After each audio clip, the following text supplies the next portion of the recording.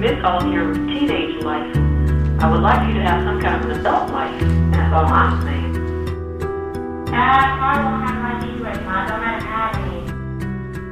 You don't understand what I did. I killed somebody. I know you did. You don't understand why I'm so stressed. But I have to think about that every day. What? Me taking life.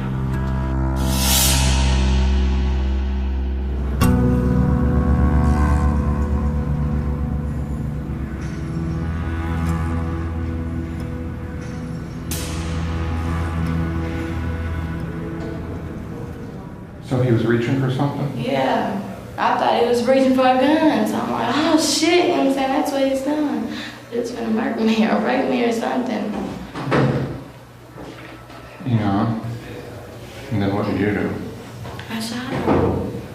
And it's like all these thoughts all of a sudden rushed in my head. What have I done? What am I doing? What just happened? You know what I'm saying? Did I just kill him? Is he okay? Is he alright? Did the gun hit him? If he hit him, you know what I'm saying? If he hurt it, why is he moving? All this and that and the other, you know what I'm saying? What's that noise he's making? Because I heard the blood pour. It was like water pouring on the ground. And I was thinking, oh, the blood's gonna come from under the bed. That was a big thought. I kept thinking that and touched me.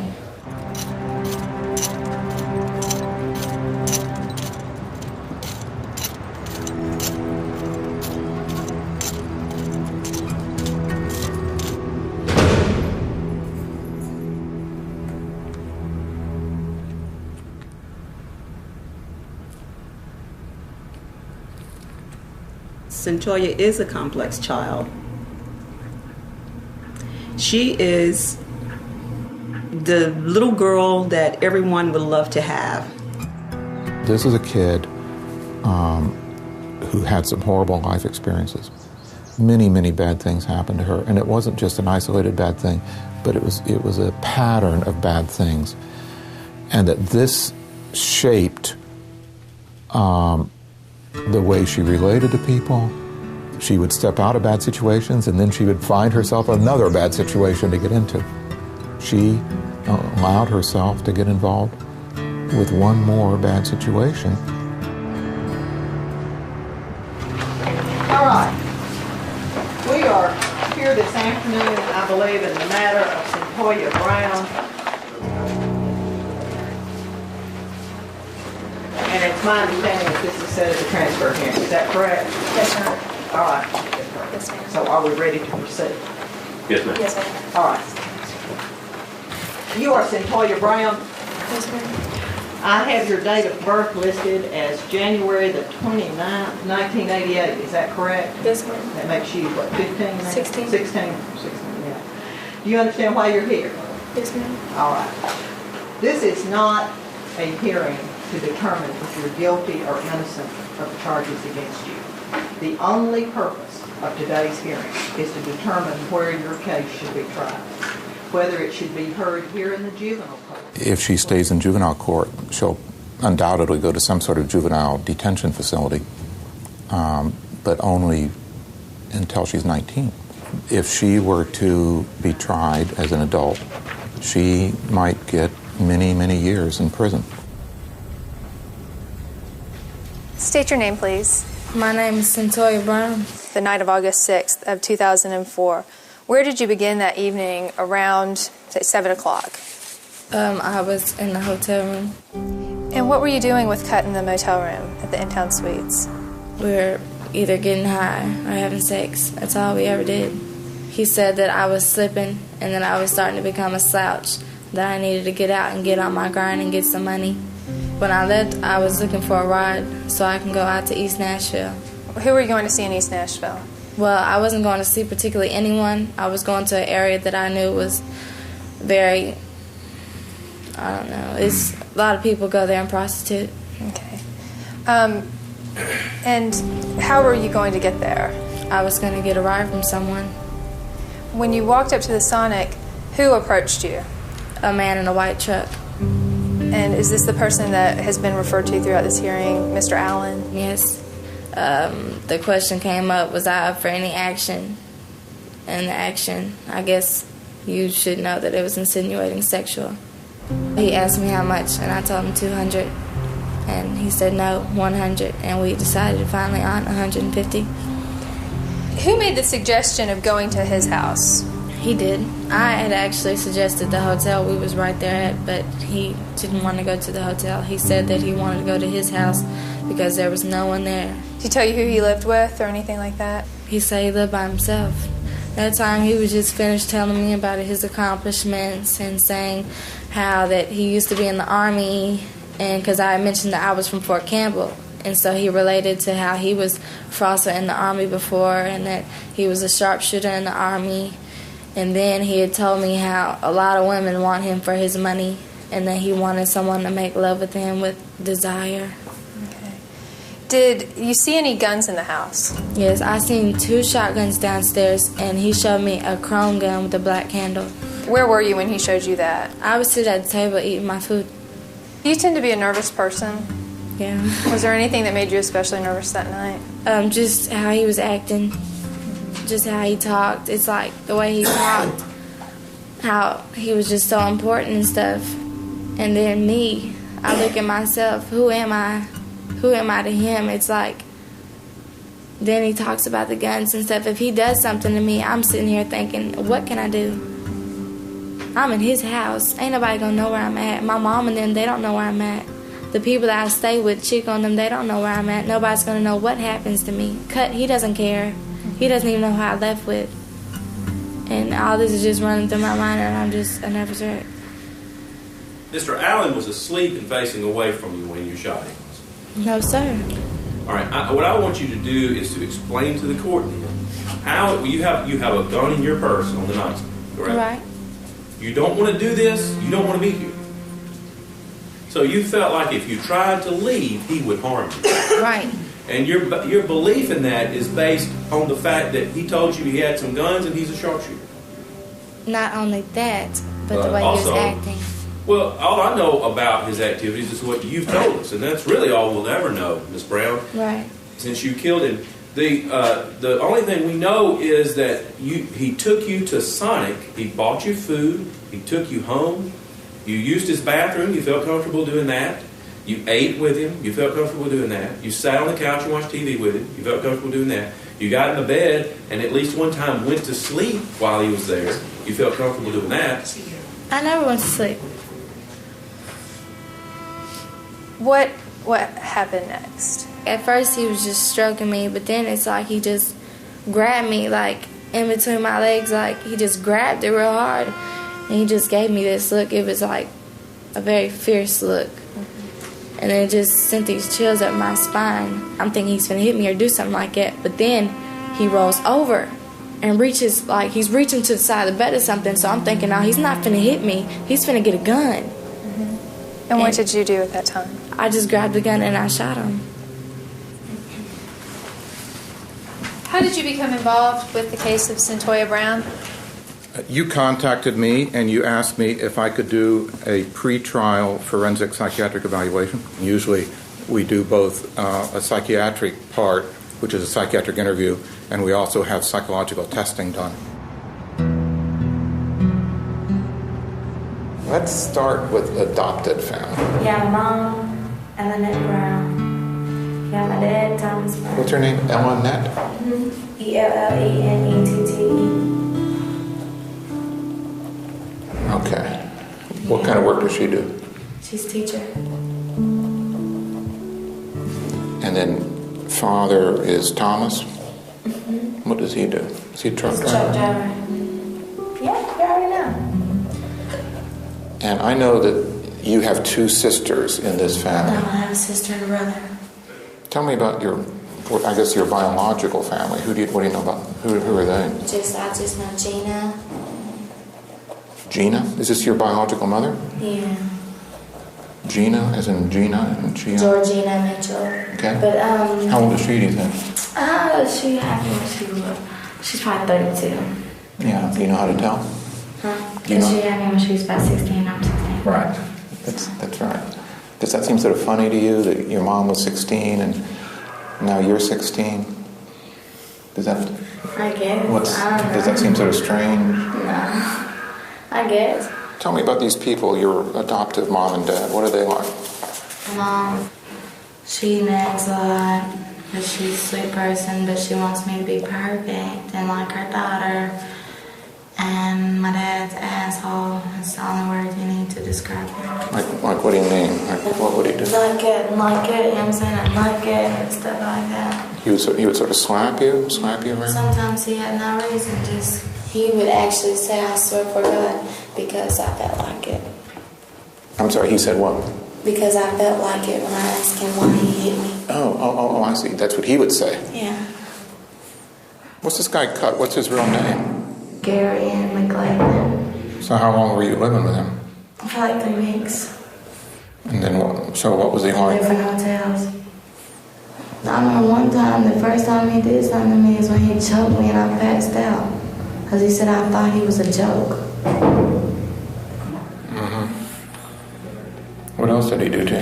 He talked real bad to me and he jacked me up. He pulled me by my hair and dragged me and stuff. He put guns up me, told me to strap and stuff like that, getting at it with other people. Did you ever have sex with the guys? When I put a fucking gun up to me, I did. Did he have sex with you too? Yeah, he had sex with me. Sometimes I didn't want to have sex with him. He'd still fuck me. I'd be crying and everything. So how come you stayed with him? You're not listening. I made him money. He wasn't gonna let me go nowhere. He told me he'd kill me. He knows where my mom lives. And I know the dude choked me till I almost passed out. He's not afraid to kill me. Well, I'm going to talk to Kathy Evans, and then we're going to try to do something that might help you out when you go to court. Okay? Thank you. I said, well, let's talk about, there are people that there are times that you really, really like somebody, and then something happens, and then you don't like them. And she says, yeah, that's me. That's what I do. That people will be nice to you, and then they'll be bad to you. I mean, that's the way people are. In other words, her perception of life is that everybody's like that. In other words, she doesn't see that she's the one who's casting people in these roles, that she sees, as far as she can tell, that's the way people are. Now, how did this manifest itself when this guy, Johnny, was killed? See, I think that some of these characteristics affected the behavior, specifically her affective instability. In other words, becoming suddenly frightened about the situation she was in, and her paranoia, which is part of this condition.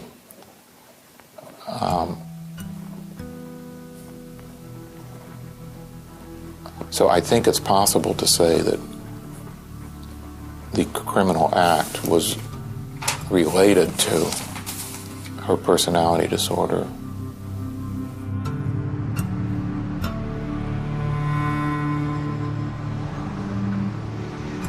Were you able to establish a rapport, and were you able to get additional information from Centoya? Well, yes, I had a good meeting with her. We met for 2 hours, and she talked a great deal about her life and about the offense.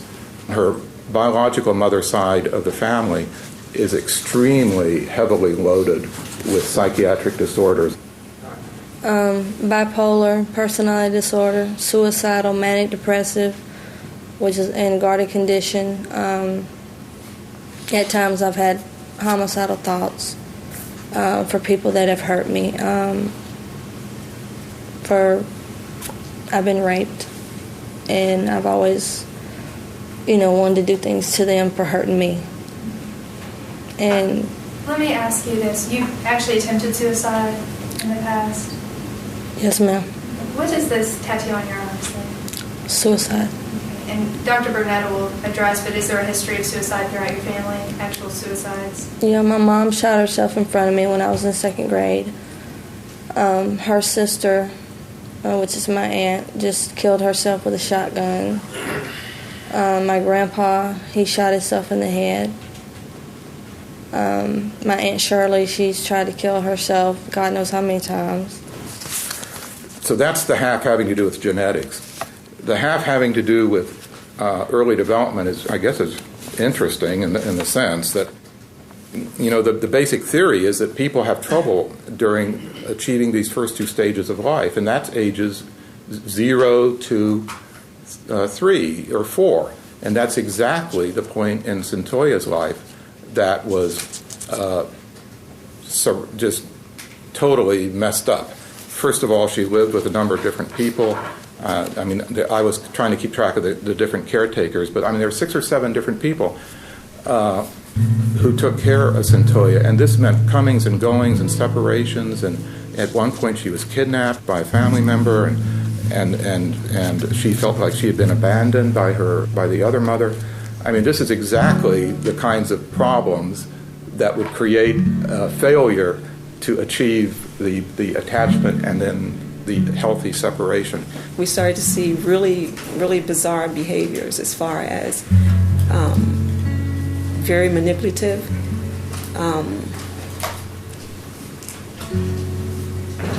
controlling the situation, very possessive. How was she possessive? What types of things? Well, I can only speak, she was very possessive when it came to her and I as far as our relationship goes, Whenever she thought that I was getting too close to someone or someone was getting too close to me, then she would act out. Pouting, stubborn behavior, jealousy, that sort of thing. I think that's exactly what happened here, is that she was born with a vulnerability, and then during this critical period up to age 3, she ends up with all these long separation experiences, and she ends up with this personality disorder.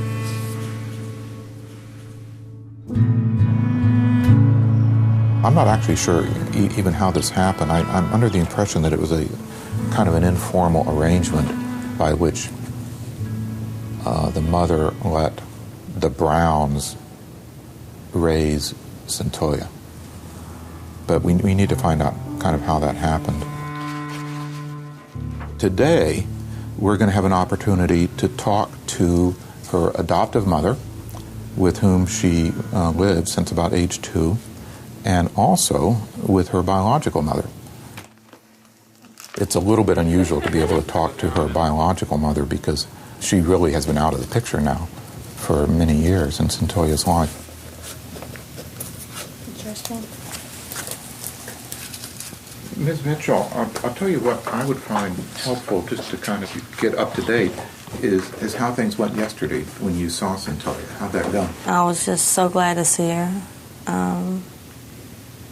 for the first time since she was little. And, she's very beautiful. And she just reminds me so much of me when I was that age. Oh, really? Yeah. Like what? Can you give us an example? Twin. The ups and downs, anger one minute, happy the next. She wanted to know about our side of the family and, how I was doing and how, the way I used to be, how I changed my life around, how I rehabilitated myself.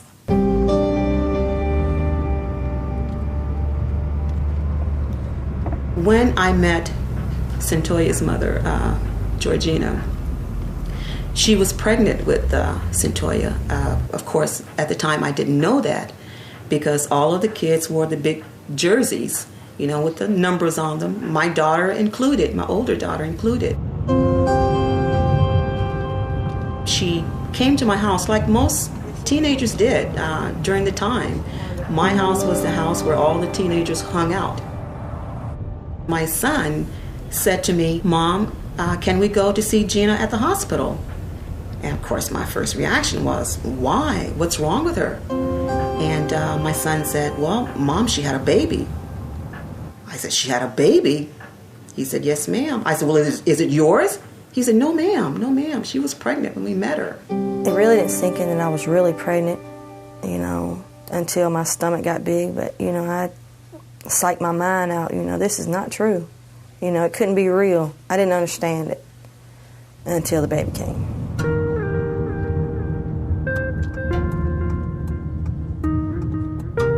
When I got pregnant, I was drinking, and even after my pregnancy, I still drank on a daily basis. Having a newborn and I was a child myself, I couldn't handle it, so I would escape to the bottle. I drank for about 8 months of her life, and the 8th month, that's when I was introduced to crack cocaine.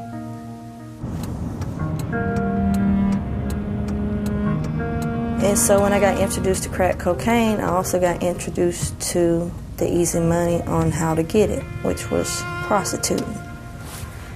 So during this time when I started smoking, I liked that I could escape all my problems, all my responsibilities, because I didn't even know the responsibility of taking care of a child. You know, I couldn't keep putting a child into that type of lifestyle that I was in because I never knew where I was. She came to my son and asked my son, Chico, if he would take the child because she was in trouble. And at the time, I didn't know what kind of trouble, but we soon found out later. And of course, she, was in serious trouble. She had gone to jail, and it was just several incidents after that with the police. So we took her, the first time I think she was 6 months old, and had her until she was 18 months. They had always told me, Mommy had always told me how Gina never tried to get in contact with me and that she didn't want me. And it used to hurt my feelings because I used to wonder why would she not want me and why would she not try to write me and stuff. And I found a whole lot of letters, like 20 letters from Gina from when she wrote me when I was a baby. And there was all kind of pretty pictures drawn on the envelopes and stuff. And it was written from jail. And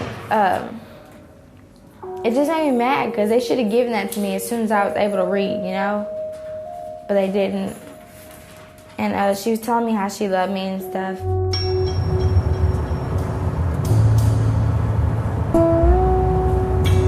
Yeah, we're going to see my mom.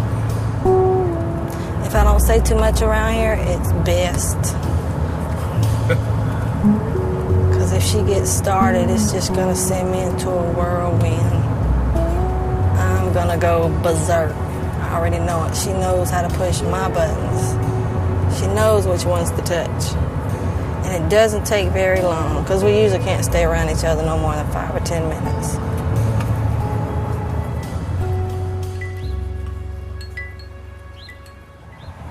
Sometimes it's better to adopt a child than it is to keep it. And what about in this case? I can't say, Gina, because you were so young. You were so young. I'm saying, look at then and now. Was adoption the right thing for her, you think? The way her life ended up? Adoption must have been... we can't blame that on adoption. Oh, my God. I don't think. Unless he knows more than I do, and there are things... What about unwilling adoption? I didn't want to adopt her out. Oh, unwilling adoption? Yeah. It was done against my will. How were you going to feed this child? How were you going to take care of this child? That's what they have systems for. I did see you try. Now, she did have an apartment and had just gotten it, I think, and was going to beauty school. And working. And working. But sometimes the load gets too heavy and some people aren't strong enough to carry it. It had to be heavy on a 17-year-old with a baby going to school and working. That's the point right there. That's the point. All I wanted was somebody to help me, show me something. Linda had to show me how to make a bottle. I didn't even know how to make a bottle. That's why children should not have children. That's exactly why they should not have children. That's why parents intervene. But I don't think because you couldn't make a bottle, that's why Toya has turned out such as she has. That's a start right there. If you can't feed them, how the hell can you raise them?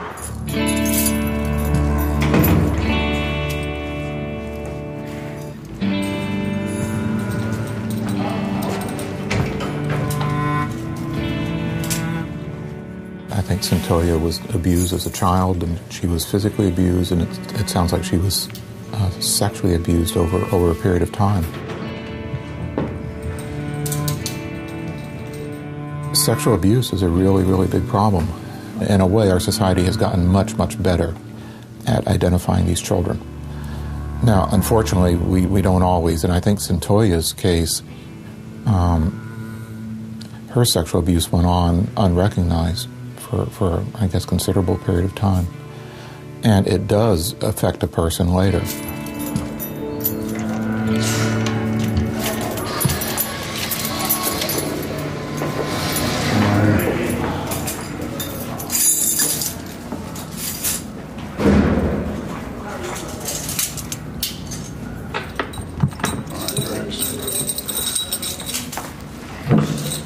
Go get the other ones. I can't move them. What do you mean in these? They right there like this. The other one's on the side. Go get the other ones with handcuffs on the side. I can move. Did you hear me? Huh? Stand up. Winston's got him on the girl who went to court. There's more than one, so I know you lying. They're all like this. No, they're not. The other four No, are they like not. this. How was that when me, Crystal, and Miss Carolyn had one last time we went to court? I'll check. You need to do that too. 4, 25, 26 memories. There's just a whole lot of memories.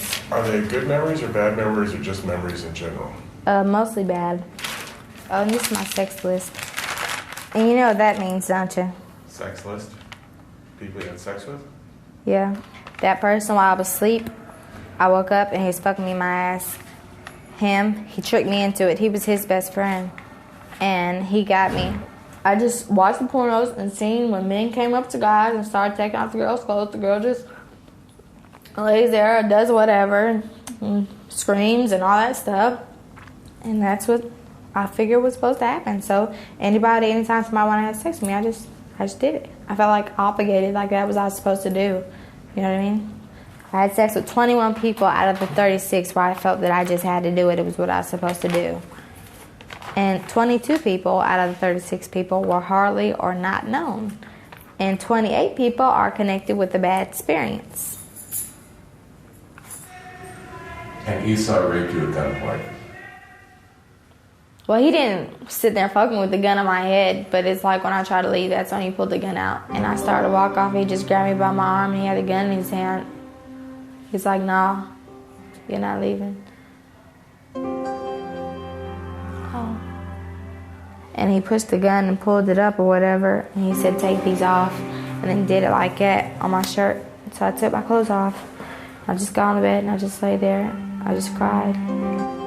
You know, where was I when all of this was happening? Where was I? I mean, could you not come to me and talk to let me know how you was feeling? And it's just, I don't know. I'm thinking at that age, I won't say most children or even all children, but Centoya, I don't think she was very trusting of me. Maybe she thought that anything she confided to me about, that it wouldn't be just to me. Maybe she thought that I would share that with someone else. I don't know, because we have a good relationship. I don't understand why she felt that she couldn't come to me and talk to me, no matter what it was. Even if I tried to tell her, she wouldn't listen. She'd probably just tell me, okay, sweetie, go play. That's what she used to always say. No parent wants to think that their young daughter, you know, is experiencing sex, you know, especially at such a young age. And then to find out that there's been many, you know, several boys and men. But it does not change how I feel. That is my daughter. She's always going to be my daughter. No matter what she does or have done, that isn't going to change how I feel about her. I didn't want people to know I was dumb until I didn't say anything. I didn't say anything about this that Miss Kathy says could help me, because I didn't want people to know how dumb I was and all the dumb stuff I did. Especially this. This is dumb for some girl to have sex with 36 people, okay? 11 of those people, it was not statutory rape. There were 3 people out of 36 people that were relatives. There are 4 people out of 36 people that I actually liked or lusted for. There are 9 people out of 36 people that it was protected sex. There was 5 people out of 36 people that were girls, and there was 4 people out of 36 people that were prostitution. Lots of girls experience some degree of sexual abuse, and it's estimated like 30-35% have some sexual abuse in the broad sense of some unwanted sexual activity or exposure to sexual activity as a child. Part of what happens is that the more severe the abuse, the more likely it is to have psychological effects later in life. Depression, suicidality, anxiety problems, substance abuse problems, in some cases, behavior problems.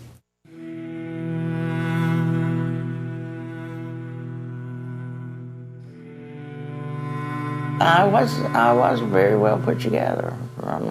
I got married when I was 19. I married David. He was a very poor provider. I would find myself cringing when he would come towards me with any sexual manner or any way like that. I mean, I would just cry. And I knew I had to get away.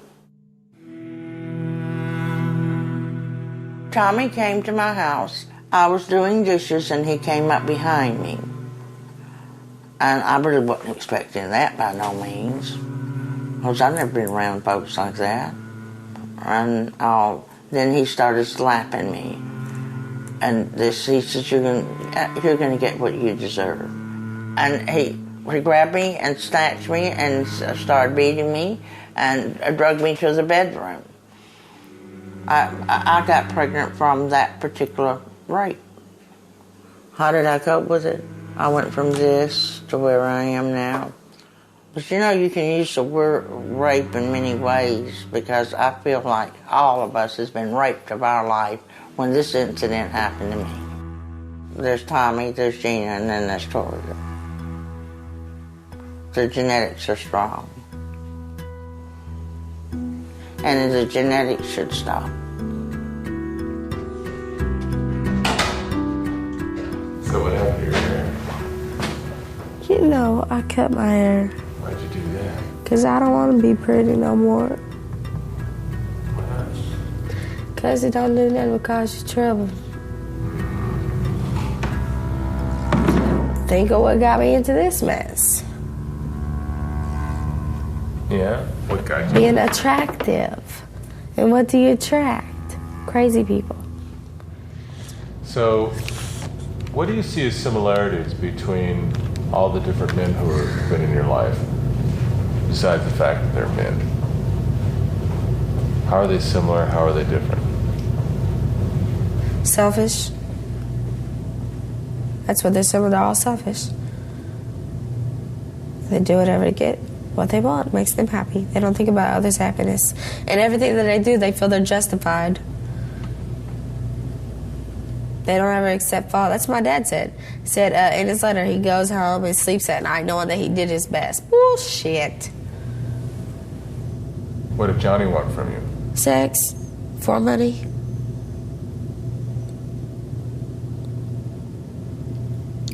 No. They all wanted acceptance and admiration. Hell yeah. That's what they wanted. My dad wanted to be admired because of the hard work he put in driving trucks and making that money and supplying us with the life that we lived. Cutthroat.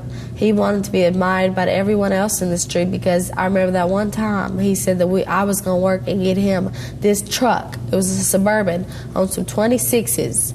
He wanted admiration. He wanted somebody to respect him. He wanted people to admire him. That's, oh my God, fuck. And then you got Johnny. What did he say? I want a woman to make love with me with desire. Remember I told you that part? Desire. He wants to be accepted. Hell yeah. And those are my fucking problems. How are they your fucking problems? Because I always want to be accepted. For 18 fucking years.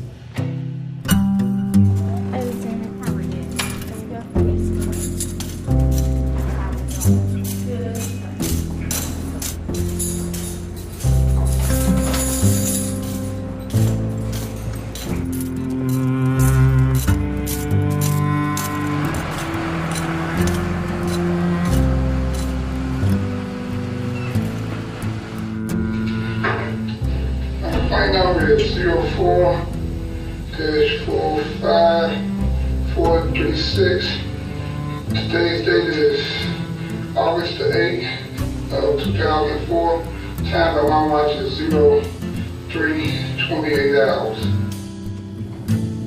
You know the whole thing about when you make a statement that they read you your rights and stuff like that? I know when they arrest you, I've seen it on cops. Right. They did it to me. But I didn't know it meant that you can be quiet. Right. Well, that's what you have the right to remain silent. Anything you say can be held against you. Well, all that. But I don't... That's what we're going to talk about right now.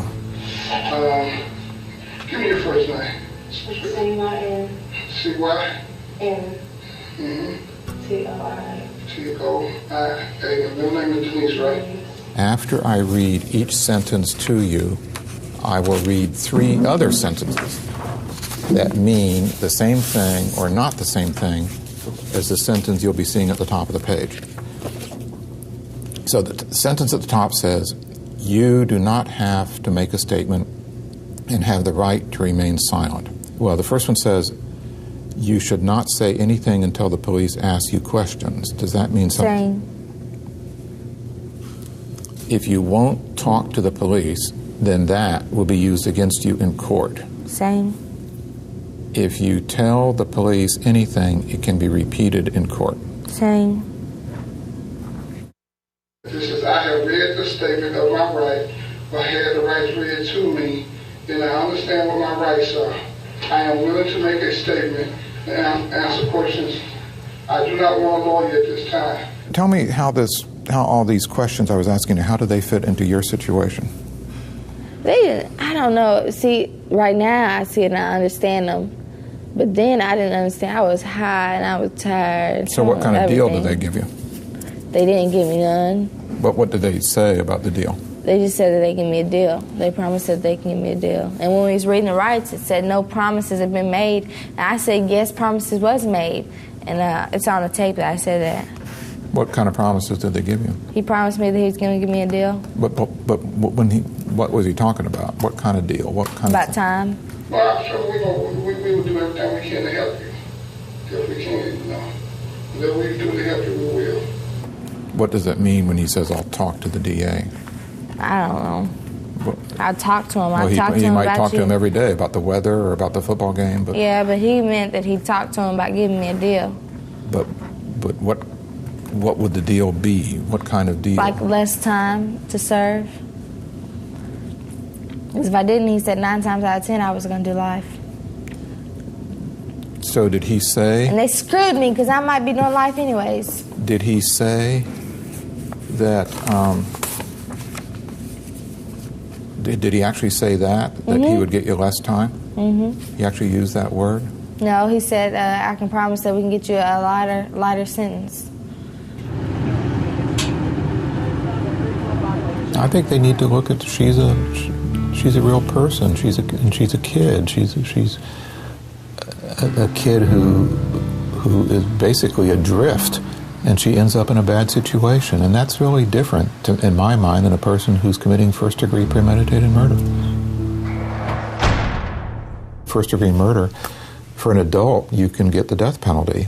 Now, she's not eligible for that because she was a minor when this happened, but when you think of first-degree murder as a really serious event, first-degree murder is what our society feels the response should be. The death penalty should be life in prison. And in my mind, it doesn't fit an action by a 15-year-old in a bad situation, in a bad, impossible gruesome situation. To me, what our society means by first-degree murder is not what happened that night.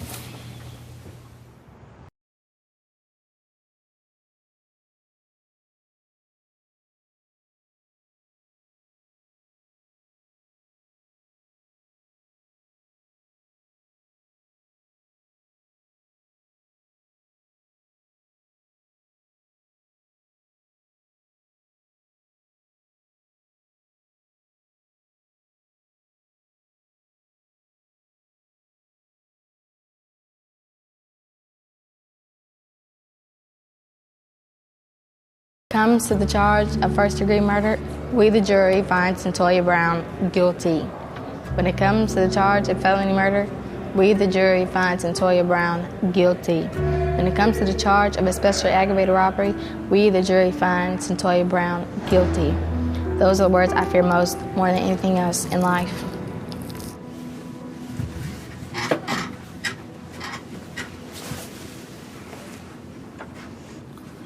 We'll talk about that. And then we need to add probably self-defense in the jury instruction.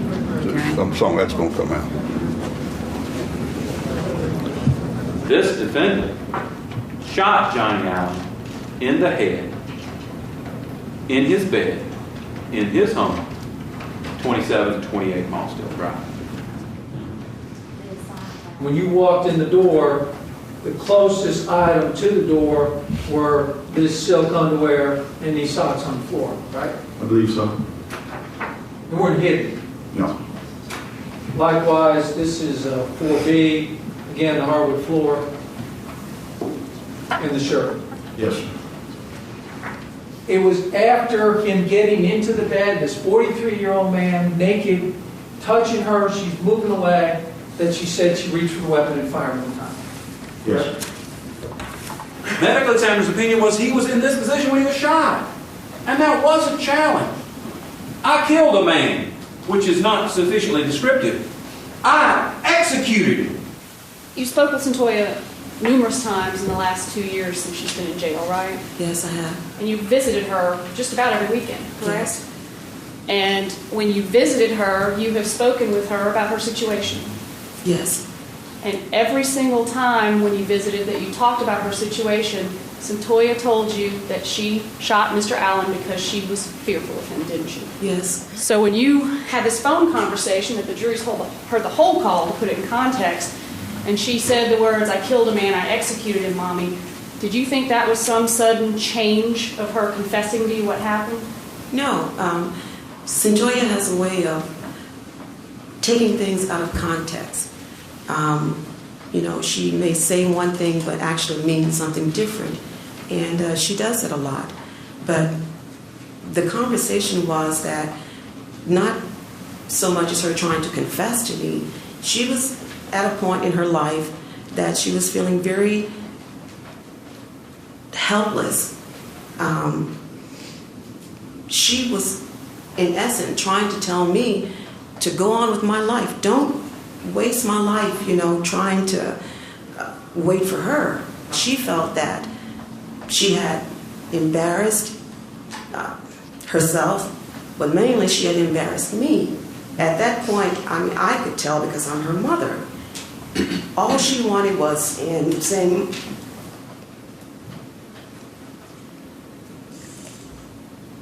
I know what my outcome is. So you go on and you do what you have to do. Don't waste it on me.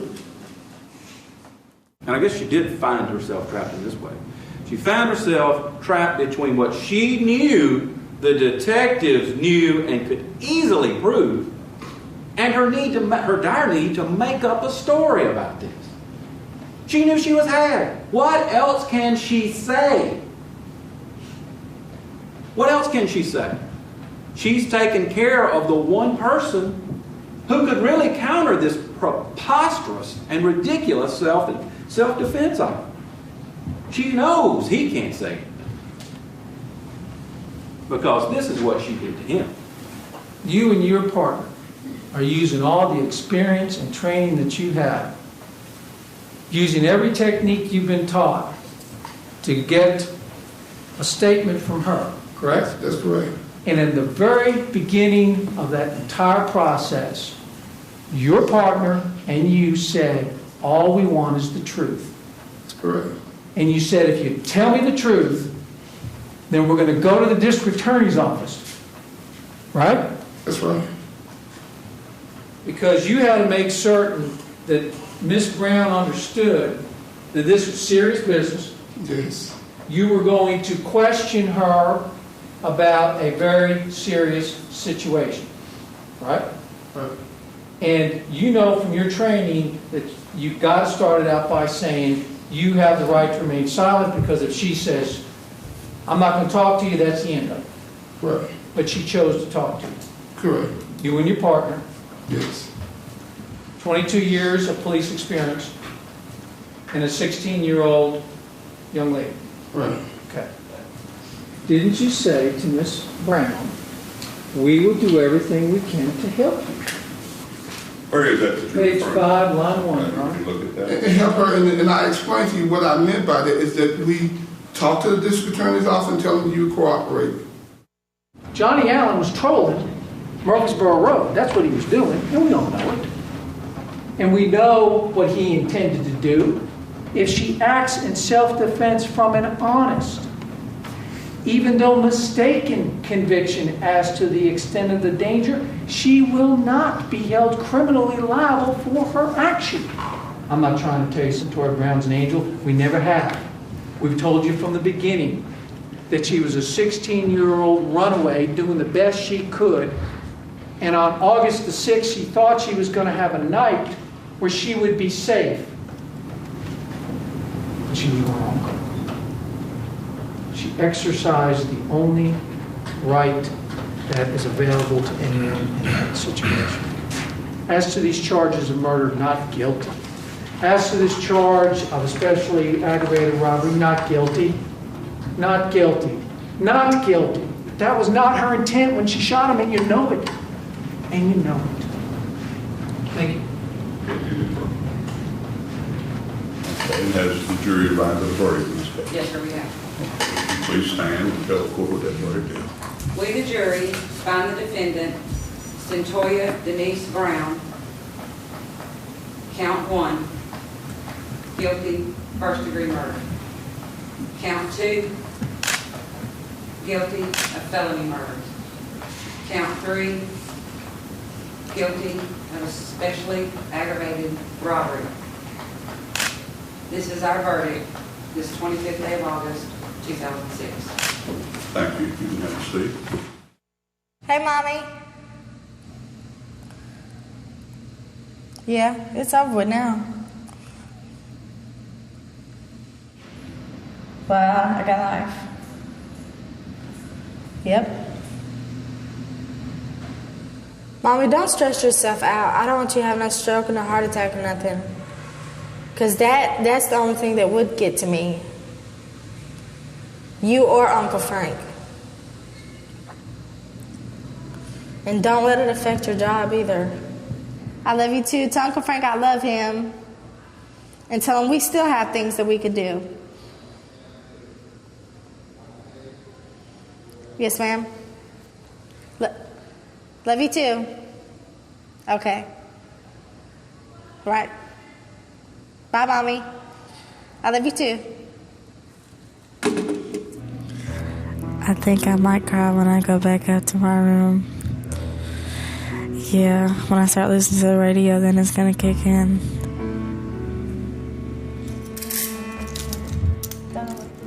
What can we do? What's the right thing to do when teenagers get in this kind of trouble? I don't think it's right. I don't think it makes sense just to throw them away.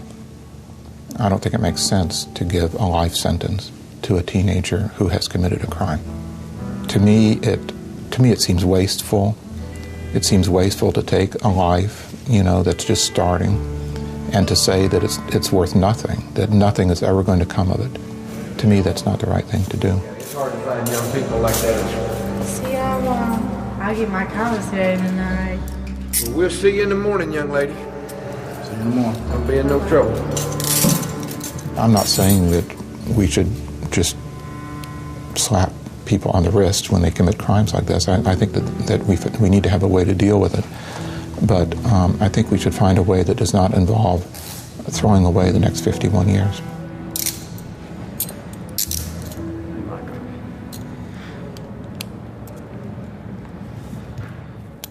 It is depressing, but there are juveniles from whom society and this community has to be protected. Now, we all have our own opinions, I think, of where that line is drawn, where we stop trying to treat and rehabilitate this child and start imprisoning this child. Where's that line to be drawn? Sometimes it's a tough call.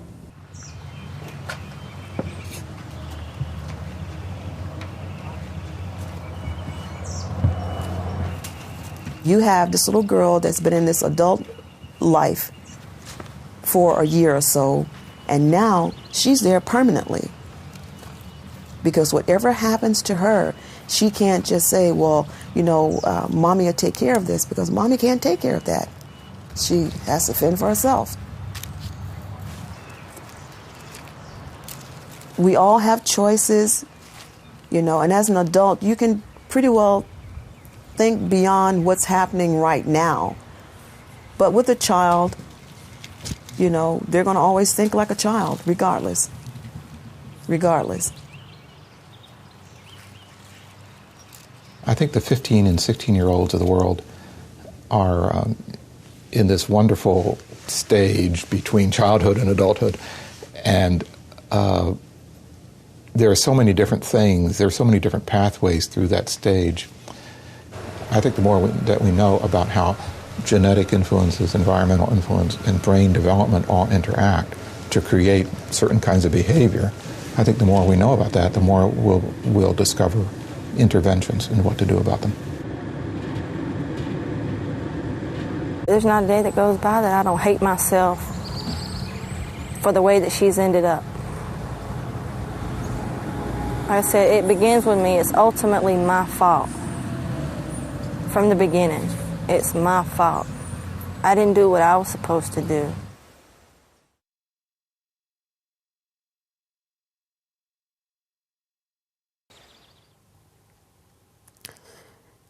I feel sad because to think after all this time,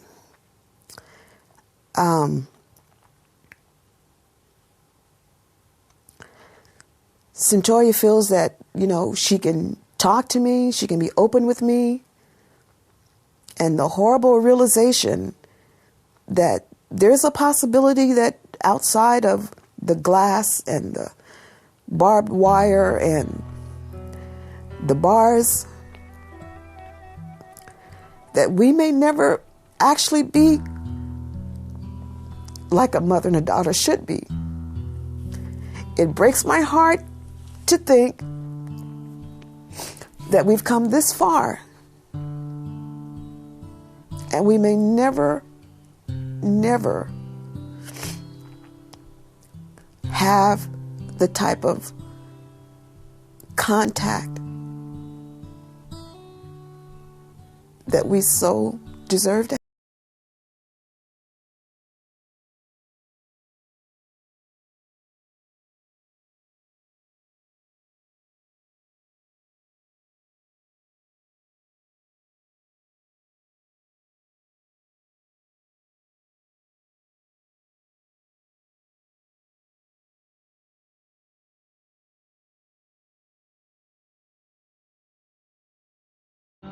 The biggest thing I learned about myself the 10 months I was in solitary confinement is that a rare and precious jewel was cast out to sea, and I must fight with everything in me to get it back where it can be held as one of the world's greatest treasures. I learned that my life was and is not over. It was these things that I thought about most on lockdown. As a young girl, I never knew the depth and strength of the power within me. And as a young woman, I know of my power and also of my ability to utilize it to gain success in whatever I pursue in life. As a fully grown woman, I suppose I get a clear understanding on exactly what that will be. For now, I'm content with fighting for my freedom and retaining sanity. As a young woman, I know I can do exactly that.